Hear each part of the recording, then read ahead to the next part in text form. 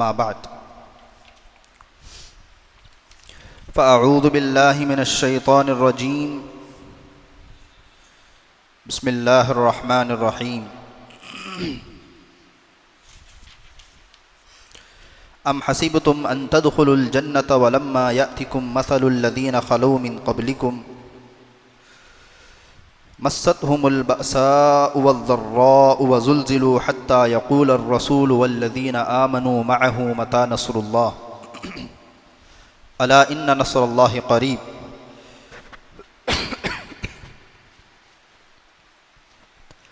أحسب الناس أن يتركوا أن يقولوا آمنا وهم لا يفتنون صدق الله العظيم.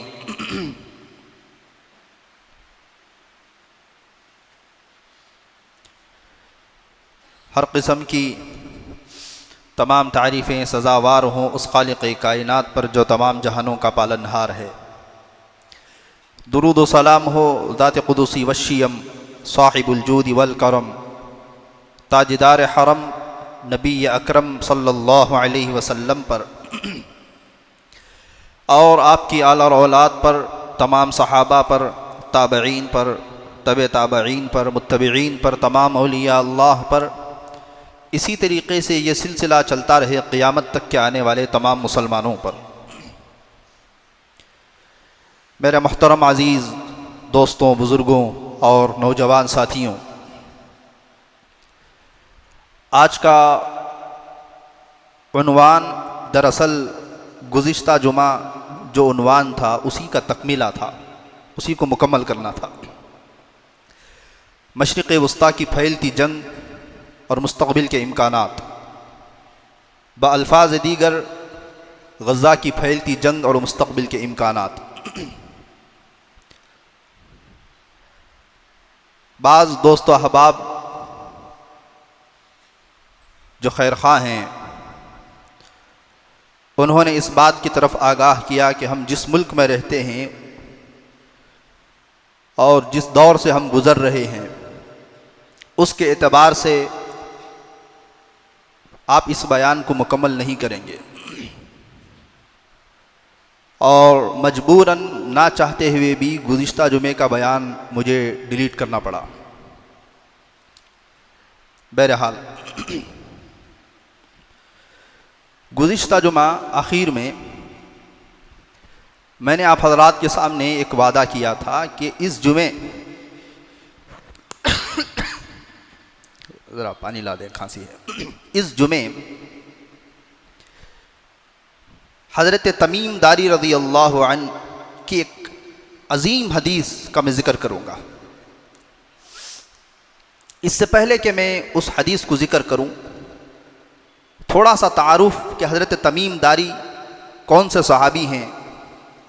حضرت تمیم داری رضی اللہ عنہ کے حالات میں آپ حضرات کے سامنے بیان کرنا مناسب سمجھتا ہوں. بڑے عجیب حالات ہیں حضرت تمیم داری رضی اللہ عنہ کے، اور یقیناً اس میں کوئی شک نہیں ہے کہ صحابہ کی زندگی کو سننے سے، ان کے حالات کو پڑھنے سے ایمان میں ایک جلا، دل میں ایک روشنی پیدا ہوتی ہے. حضرت تمیم داری رضی اللہ عنہ یہ ملک شام کے رہنے والے تھے. اسلام سے پہلے یہ عیسائی مذہب کو، حضرت عیسیٰ علیہ السلام کو ماننے والے تھے، اور شروع سے ہی بزرگ قسم کے، پارسا قسم کے عبادت گزار اور عیسائی راہب تھے، بزرگ تھے، اللہ والے تھے عیسائی. حضرت تمیم داری فرماتے ہیں کہ ایک مرتبہ ہم کسی وجہ سے ایک پہاڑ کے نیچے غار کے حصے میں رکنے کا موقع ملا، رات گزارنے کا موقع ملا. تو رات میں سونے سے پہلے میں نے پناہ لی. کس کی پناہ لی؟ کہ آج رات اس وادی کے بڑے جن کی میں پناہ لیتا ہوں. لوگوں کی عادت تھی، لوگ کہتے ہیں نا کہ چور کے ہاتھ میں چابی تھما دینا. پریشان کرنے والے تو جنات ہی ہیں. اس وادی کے بڑے جن کی پناہ لیتا ہوں تو دوسرے جنات چھیڑیں گے نہیں. تو جب میں نے یہ بات کہی تو آواز آئی. کہا کہ جنات اللہ کے خلاف کسی کو پناہ نہیں دیتے. مطلب کیا ہے؟ تم اگر جنات کی پناہ لے رہے ہو، اللہ کی کوئی پکڑ آ جائے تو ہم اسے روک نہیں سکتے ہیں. جزاک اللہ.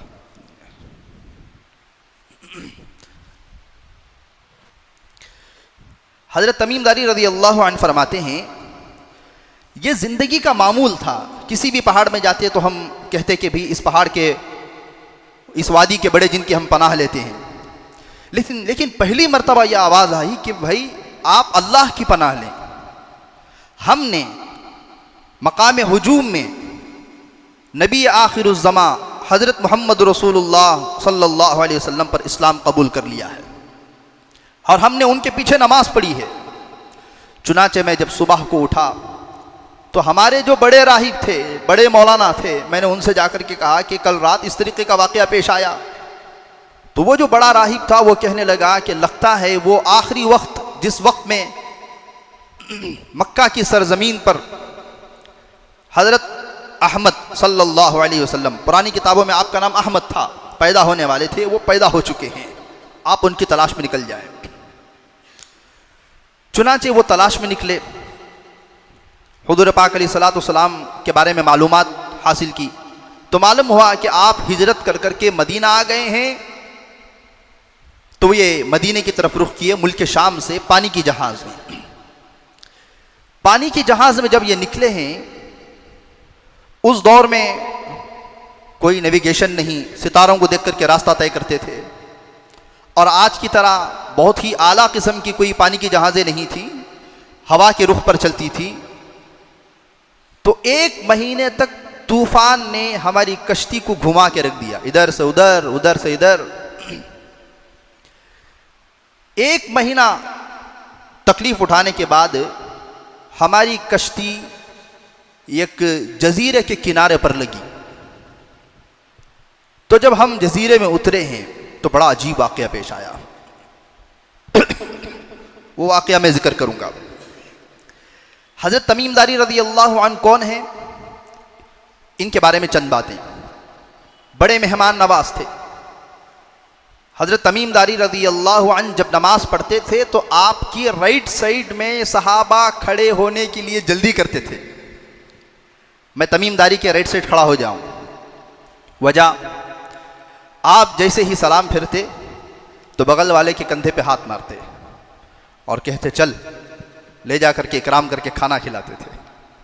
صحابہ بڑے غریب تھے تو یہ آپس میں یہ مقابلہ ہوتا تھا کہ تمیم داری کے اگر رائٹ سائڈ کھڑے ہو جائیں گے تو مسئلہ کیا ہوگا؟ حل ہوگا. بہرحال ایک صحابی کہتے ہیں معاویہ بن ہرمل، میں مدینہ آیا اور مسجد میں 3 دن ٹہرا، کچھ نہیں کھایا. دلائل النبوہ میں صفحہ نمبر 80، دلائل النبوہ بڑی شاندار کتاب ہے، تو دلائل النبوہ میں یہ واقعہ لکھا ہوا ہے. تو 3 دن ہو گئے مجھے کھانے کو نہیں ملا. تو بعد میں صحابہ نے کہا کہ نماز سے پہلے میں نے کہا کہ میں بڑا بھوکا ہوں. تو کہا کہ تمیم داری ہیں وہ، ان کے دانی سائڈ کھڑے ہو جانا. مجھے سمجھ بھی نہیں آیا کہ دانی سائڈ کھڑے ہو جانے کا کیا مطلب ہے. تو ہمیشہ ان کی عادت تھی کہ سلام پھیرتے ہی کسی کے کندھے پہ مارتے اور لے جا کے دعوت کرتے. چنانچہ یہ واقعات جو ہے صرف مزے لینے کے لیے نہیں ہیں. آج بھی یہ صفت اپنانی چاہیے. کم از کم ہر نماز میں نہیں تو صحیح جمعہ کے بعد ہی کسی غریب کا پیٹ بھر جائے. تو یہ عادات اپنانی چاہیے. مہمان نوازی کا جذبہ، یہ شوق. یہ واقعات کیوں پڑھتے ہیں؟ تاکہ یہ ان کے اندر جو مزاج تھا وہ مزاج ہمارے اندر آ جائے. اور آگے چلیے. خوش پوشاک تھے، بہترین کپڑے پہننا، بہترین شاندار انداز سے رہنا. دیکھیے، اچھے کپڑے پہننا، اچھا عطر لگانا، اچھی گاڑی کا استعمال کرنا، یہ کوئی بری بات نہیں ہے. ہاں، اللہ نے جتنی چادر دی ہے اس سے زیادہ پیر پھیلانے کو منع کیا ہے. طاقت دی ہے تو بہت اچھی بات ہے. صحابہ میں اعلیٰ قسم کے گھوڑے رکھنے والے صحابی تھے. آپ بھی لیجئے، اعلیٰ قسم کی بائک لیجئے، سواری اعلیٰ قسم کی لیجئے، اللہ نے اگر دیا ہے. خوشبو، راستے سے گزرتے تھے تو پتہ چل جاتا تھا کہ کون صحابی گزرے ہیں. کیا خوشبو لگا کر کے گزرے ہیں. لیکن ان کا ذرا واقعہ الگ ہے. الگ واقعہ کیا ہے؟ میں اور آپ کپڑا خریدتے ہیں شادی بیاہ میں پہننے کے لیے، کسی ولیمے میں پہننے کے لیے، کسی جلسے میں پہننے کے لیے، جمعہ اور عیدین میں لوگ آئیں گے تو پہننے کے لیے ہم لوگ کپڑے خریدتے ہیں. حضرت تمیم داری رضی اللہ عنہ نے ایک جوڑا 1000 درہم کا خریدا صرف تہجد کی نماز پڑھنے کے لیے. صرف تہجد کے وقت میں پہنتے تھے. ایسے نہیں سمجھ میں آئے گا. 1000 درہم جو اس دور کا تھا اس کو میں نے کیلکولیٹ کیا. 3600 گرام چاندی آج کے دور میں بنتی ہے. میں نے اس کی قیمت معلوم کی تو پتا چلا کہ 3,45,000 روپے فی زماننا، آج کے زمانے کے حساب سے. تو 3,40,000 پر 5,000 روپے کا جوڑا انہوں نے صرف تہجد کی نماز پڑھنے کے لیے خریدا تھا. ہم کیا کرتے ہیں؟ وہی نائٹ پینٹ اور وہی لنگی جو شادی میں جہیز میں آئی تھی، پتہ نہیں کتنی مرتبہ گندی ہو گئی، اسی کو دھو رہے ہیں، اسی کو تہجد میں پہن رہے ہیں. حتیٰ کہ فجر کی نماز بھی اسی میں کیا ہو رہی ہے. فجر کی نماز میں لوگ اتنے بھدے قسم کے کپڑے پہن کر کے آتے ہیں، اللہ کی پناہ شرم آتی ہے. لنگی کہیں اٹھی ہوئی ہے. نائٹ پینٹ بھی کوئی فجر کی نماز کو پہن کر آنے کی چیز ہوتی ہے؟ بھی وہ نائٹ پینٹ جو ہے پورے جسم سے چپکی رہتی ہے، پورا عضو نظر آ رہا ہوتا ہے. تو 3.5 لاکھ روپے کا جوڑا انہوں نے صرف اللہ کے سامنے کھڑے ہونے کے لیے خریدا ہے. آج یہ طے کریں، کسی کو نہیں کہیں گے، خدا کی عزت و جلال کی قسم، صرف اللہ کے سامنے بننے سورنے کے لیے، صرف تہجد میں پہننے کے لیے ہم بہترین قسم کا جوڑا سلائیں گے اور گھر میں اس کو لگائیں گے اور کہیں گے کہ یہ صرف میں تہجد میں پہنوں گا. عطر لگا کر کے کبھی اللہ کے سامنے اللہ کو راضی کرنے کے لیے کھڑے ہو جائیے، مزہ آئے گا.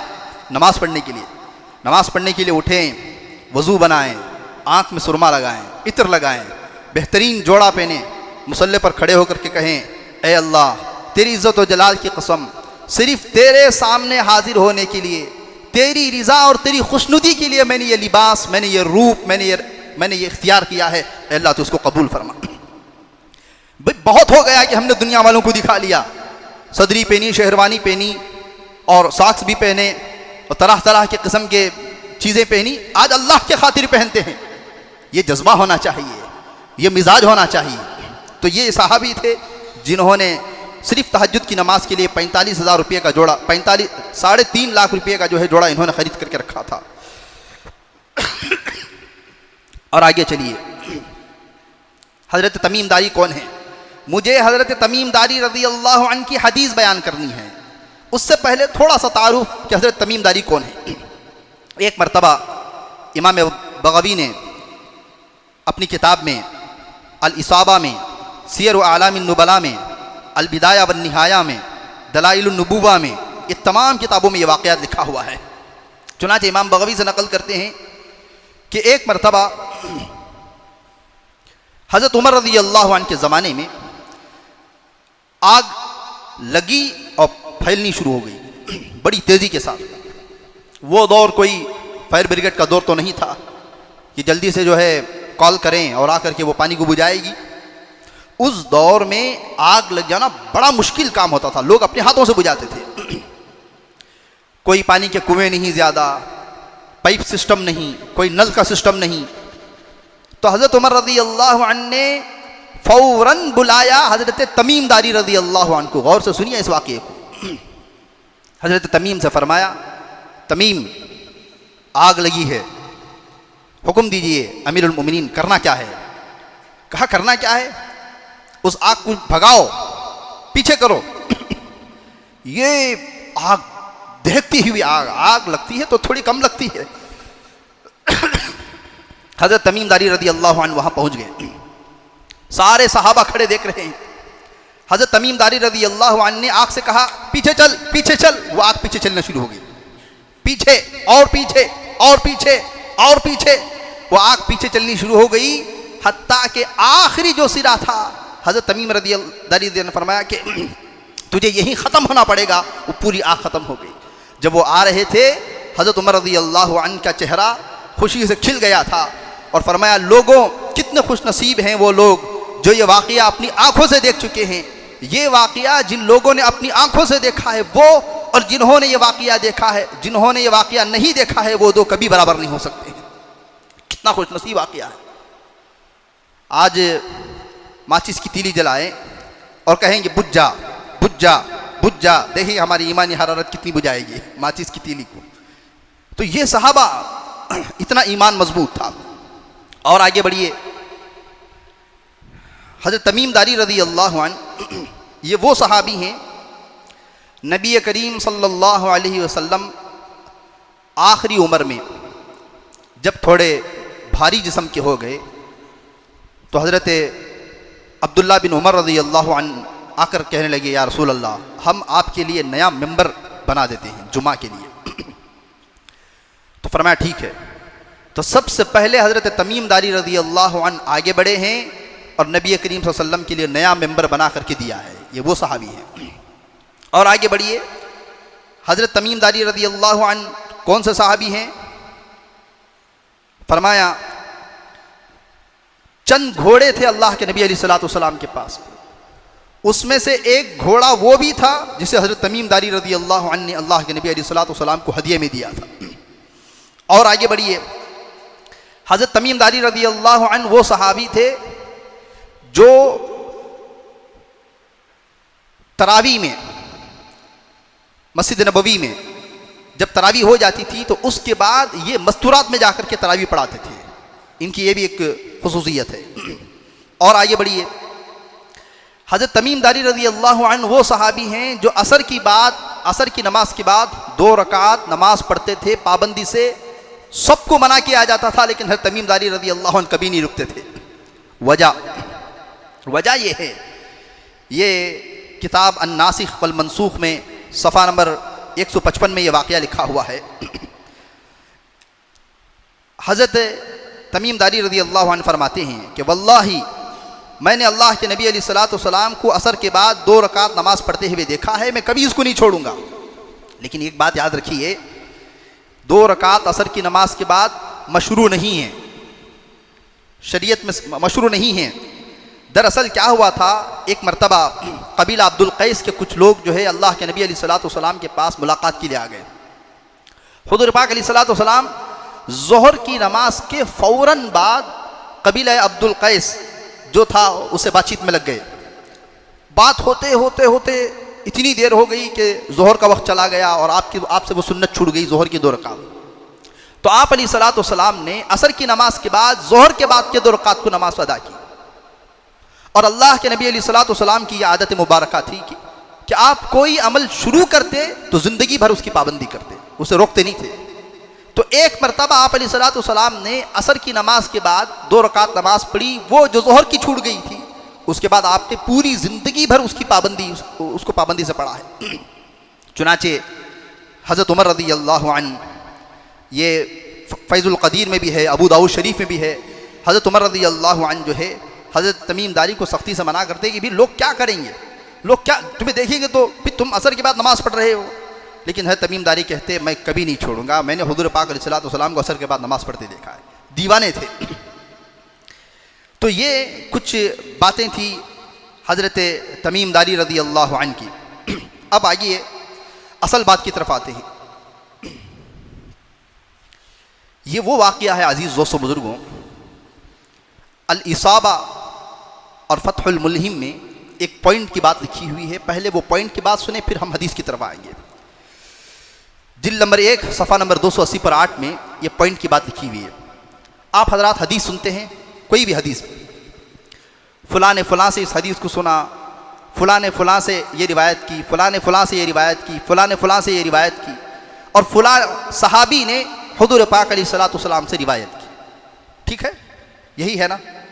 صحابہ نے حضور پاک علیہ الصلوۃ والسلام سے حدیثوں کو سن کر کے نقل کیا ہے. یہ پہلی حدیث ہے جسے اللہ کے نبی علیہ الصلوۃ والسلام نے صحابی سے نقل کیا ہے.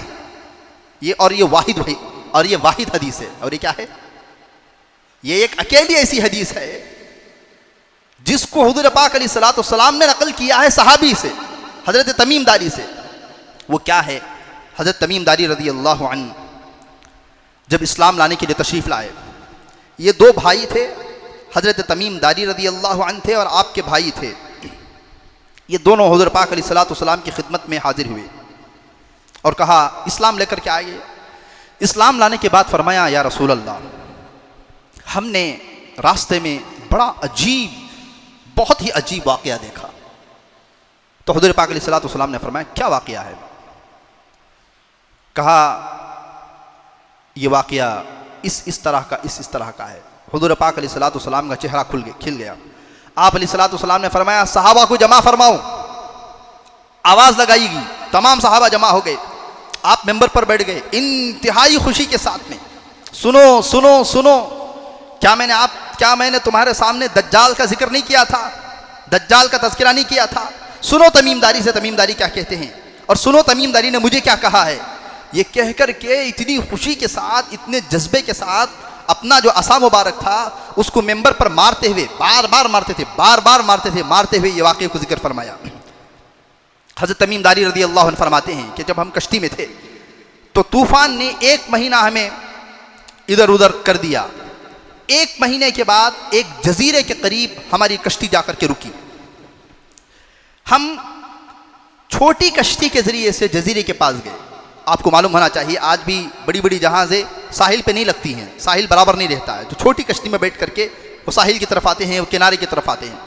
ہم وہ جزیرے کے 30 لوگ تھے، حضرت تمیم داری رضی اللہ عنہ، ان کے ساتھ ان کے بھائی اور 28 لوگ، 30 لوگوں کا یہ مجمع تھا۔ یہ لوگ جو ہے وہ جزیرے میں گئے تو ایک شخص پہ نظر پڑی، سر سے لے کر پیر تک بال ہی بال ہیں، اس کا پچھلا سمجھ میں نہیں آ رہا تھا، انہیں سامنے والا ہے، یہ سامنے کا حصہ ہے، یہ پیچھے کا حصہ، کچھ بھی سمجھ میں نہیں آ رہا تھا۔ ہم دیکھتے ہی ڈر گئے، یہ کوئی سی بلا ہے، عجیب بلا ہے، اس کا اگلا پچھلا کچھ بھی سمجھ میں نہیں آ رہا ہے۔ حضرت تمیم داری نے فرمایا من انت، اے کون تو بلا؟ تو اس نے کہا انل جساسا، میں دنیا کا سب سے بڑا جاسوس ہوں، سب سے بڑا جاسوس۔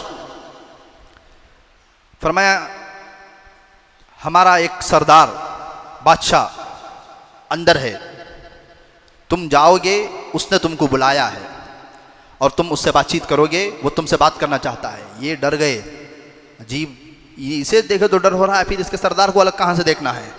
بہرحال وہ ہمیں ہانک کر کے لے گیا جلدی سے۔ جب ہم وہاں پر گئے تو ہم نے بڑے جسم والے، بڑی بد شکل، ایک آنکھ والا، اس کے ہاتھ جو ہے اس کی گردن پر بندھے ہوئے تھے بیڑیوں سے، اور پنڈلیوں تک اس کی بیڑیوں میں جگڑا ہوا تھا، اور وہ خوشی کے ساتھ ادھر ادھر ڈل رہا تھا، باوجود وہ بیڑیوں میں جگڑا ہوا تھا لیکن خوشی کے ساتھ ادھر ادھر ڈل رہا تھا۔ تو ہم نے پوچھا کہ تو کون ہے؟ اس نے کہا چپ، میرے سوال کا جواب دو، تم کون ہو؟ تو انہوں نے کہا کہ ہم شام سے نکلے تھے، ہم سفر پر جا رہے تھے، جدہ جا رہے تھے یا وہ مدینے کے قریب جا رہے تھے، تو ہماری کشتی 1 مہینے تک جو ہے ہمیں پریشان کرتی رہی، اور اس جزیرے کے پاس جو گمنام ہے، ہم کبھی اس جزیرے میں نہیں آئے ہیں، اس جزیرے میں لا کر کے چھوڑ دی۔ اچھا تم کون ہو؟ چپ، پہلے میرے سوالوں کا جواب دو۔ اس نے کہا اگر تم ملک شام کے ہو تو اخبرونی عن نخل بیسان، بیسان کے کھجوروں کی کیا حالت ہے؟ ایک باغ ہے بیسان کا باغ، اس باغ میں جو درخت ہیں اس میں پھل لگ رہے ہیں یا پھل نہیں لگ رہے ہیں؟ پھل لگ رہے ہیں یا پھل نہیں لگ رہے ہیں؟ کہا پھل لگ رہے ہیں۔ تو اس نے کہا ان قریب اس میں پھل لگنا بند ہو جائیں گے۔ پھر اس نے کہا اخبرونی عن عین زغر، زغر کا جو چشمہ ہے، کنواں ہے، اس کے بارے میں مجھے بتاؤ۔ تو یہ جو ٹیم تھی اس میں سے تمیم داری بات کر رہے تھے، کہا زغر کے چشمے کے بارے میں تم کیا جاننا چاہتے ہو؟ کہا اس میں پانی باقی ہے؟ کہا پانی بھی باقی ہے، لوگ سینچ بھی رہے ہیں، لوگ کھیتیوں کو بھی دے رہے ہیں، ان قریب زغر کے چشمے کا پانی سوکھ جائے گا۔ اس نے کہا اخبرونی عن بحیرہ طبریہ، بحیرہ طبریہ کے بارے میں بتاؤ، سمندر کا ایک حصہ ہے۔ تو کہا کہ بحیرہ تبریہ بالکل موجیں آ رہی ہیں، پانی آ رہا ہے، تو اس نے کہا ان قریب بحیرہ تبریہ کا پانی بھی سوکھ جائے گا۔ پھر فرمایا اخبرونی عن نبی الامیین ما فعل قومہم، نبی امیوں کے جو نبی ہے ان کے بارے میں بتائیں کہ ان کی قوم نے ان کے ساتھ کیا کیا۔ انہوں نے کہا کہ ہم انہی کے پاس جا رہے ہیں، ہم نے سنا ہے کہ مکے سے ان کو نکال دیا گیا ہے، وہ ہجرت کر کر کے مدینہ چلے گئے ہیں۔ پھر فرمایا انہوں نے ایک جنگ لڑی ہے، بدر کی جنگ، 313 ہو کر کے سامنے والے 1000 تھے، سب کو مار دیا ہے، ختم کر دیا ہے، فتح پائی ہے، لوگ جوق در جوق ان کی طرف آگے بڑھ رہے ہیں۔ تو کہنے لگے وہ نبی برحق ہے، وہ کہنے لگا کیا ہے؟ وہ نبی برحق ہے۔ اس کے بعد اس نے کہا کہ میں مسیح دجال ہوں، میں دجال ہوں۔ تمام صحابہ میں یہ وہ صحابی ہیں جنہوں نے دنیا میں دجال سے ملاقات کی ہے۔ پھر فرمایا اس نے دجال نے کہ میری بیڑیاں کھولی جائیں گی، میں مشرق سے مغرب تک سفر کروں گا اور میں پوری دنیا گھوموں گا غیر مکہ و طیبہ، مکہ اور طیبہ کے علاوہ ان دونوں کے ارد گرد میں نہیں جا پاؤں گا۔ وہ دونوں کے حدود حرم کے پاس میں فرشتے کھڑے ہوئے ہوں گے، میں جاؤں گا، فرشتے مجھے مار کر کے ہکال دیں گے۔ تو حضور پاک علیہ الصلوۃ والسلام بڑی خوشی کے ساتھ اپنا عصا اٹھاتے اور کہتے الطیبہ ہا ہونا، یہ طیبہ ہے، یہ طیبہ ہے، وہ یہاں نہیں داخل ہو سکے گا، وہ یہاں داخل نہیں ہو سکے گا۔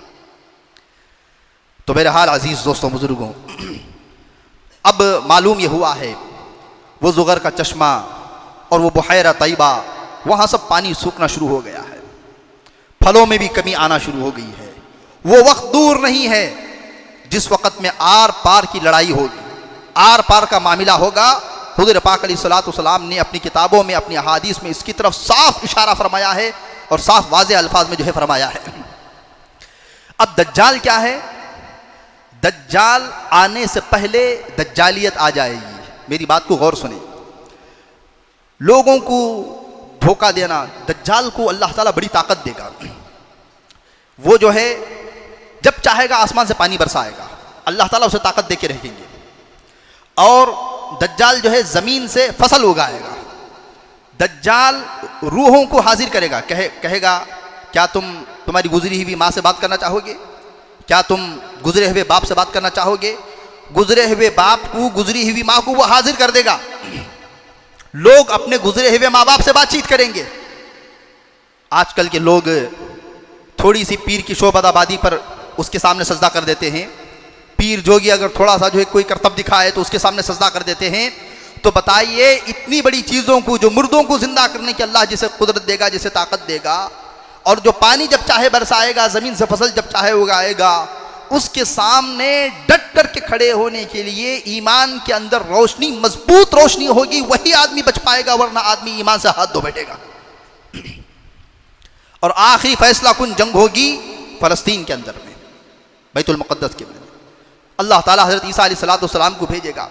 عیسیٰ علیہ السلام کی سانس میں اللہ تعالیٰ اتنی طاقت دے گا، جہاں تک سانس جائے گی وہاں تک کافر مر جائیں گے، کفار مریں گے۔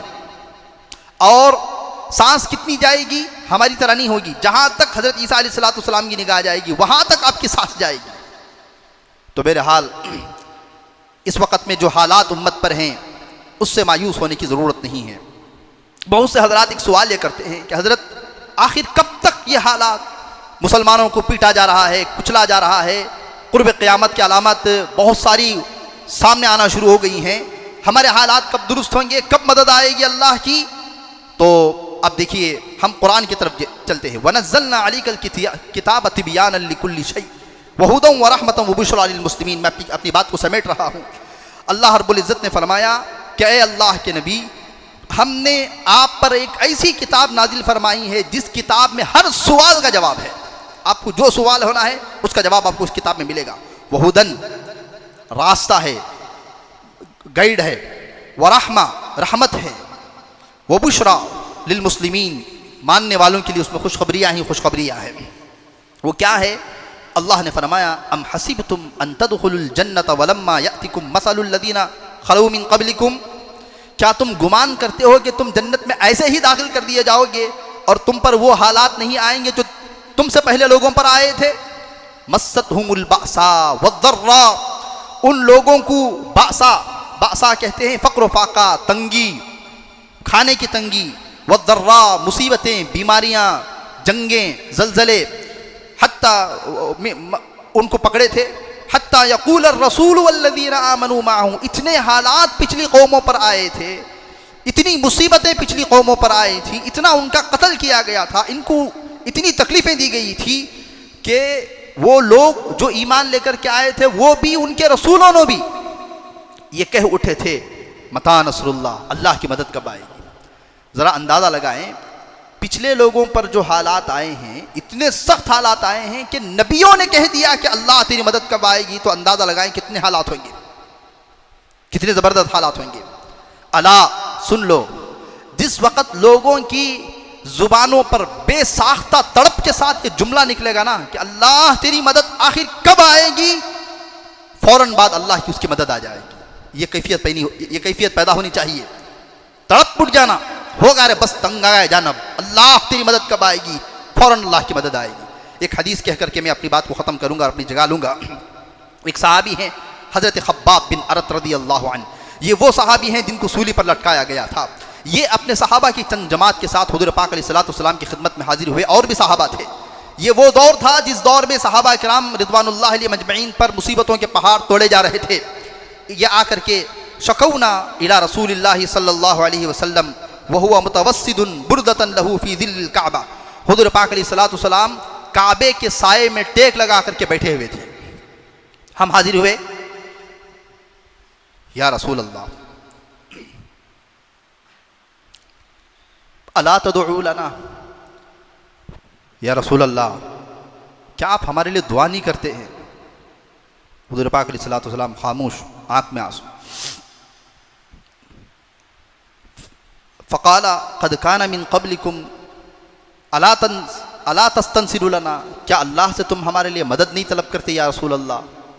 تو حضور پاک علیہ السلام نے ڈرایا نہیں، ہمت دی، کہا تم سے پہلے لوگوں پر اتنا گھبراتے کیوں ہوں؟